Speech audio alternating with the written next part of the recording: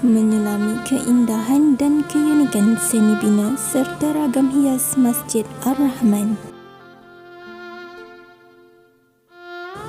Masjid Ar-Rahman ini terletak di Kampung Pulau Gajah, Pengkalan Cepa, Kelantan. Terdapat kira-kira 7 km dari lapangan terbang Sultan Ismail Petra. Masjid yang baru dibina ini menjadi sebutan dan juga tumpuan pelancong dalam dan luar negara. Seolah-olah berada di tengah pulau, masjid ini sebenarnya dibina di atas tanah paya bakau oleh seorang penderma yang mewakafkan tanah miliknya, dibeli sejak 25 tahun lalu.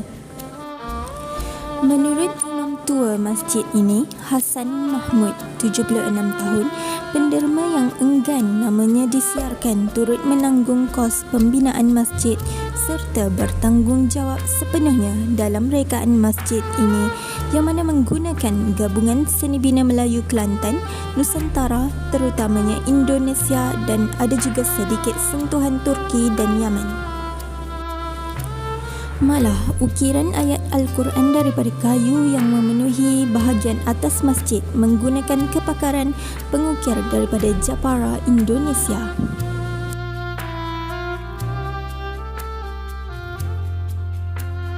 Walaupun dari segi luaran masjid ini lebih nampak tradisional dengan diinspirasikan Masjid Kampung Laut, masjid tertua di Malaysia, tetapi masjid ini juga tetap diterapkan dengan ciri teknologi hijau dalam memastikan ia mesra alam. Tanpa menggunakan penghawa dingin, masjid ini agak sejuk di bahagian dalam kerana binaan tingkap dari atas ke bawah di sekeliling bangunan ini secara tidak langsung membuka laluan angin.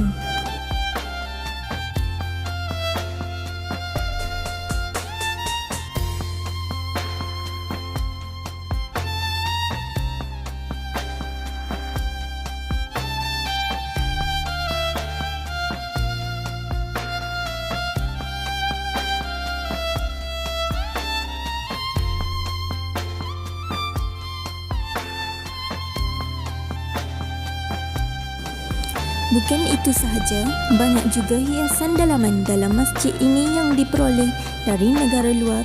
Misalnya, 2 batang pokok tamar yang diimport dari Timur Tengah menyerikan lagi kawasan mimbar. 10 batang kayu cengal dari kawasan hutan Hulu Kelantan juga menjadi penyeri dalam pembinaan masjid ini. 5 batang kayu sebesar pemeluk yang didirikan di ruang solat dalam masjid mewakili rukun Islam 5 perkara.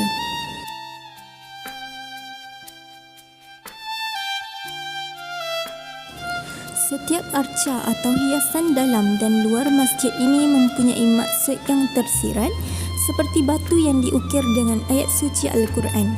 Menjadi hiasan di tepi masjid juga adalah diilhamkan dari batu bersurat Terengganu. Ciri-ciri masjid ini yang paling menarik adalah dari segi pembinaannya yang sangat praktikal. Bukan hanya sekadar cantik, tetapi pembinaannya juga menitik beratkan golongan orang kurang upaya dan warga emas yang mengalami sakit kaki. Dengan hanya 2 mata tangga dan ada juga laluan kerusi roda, masjid ini turut menyediakan tandas duduk bagi kegunaan mereka.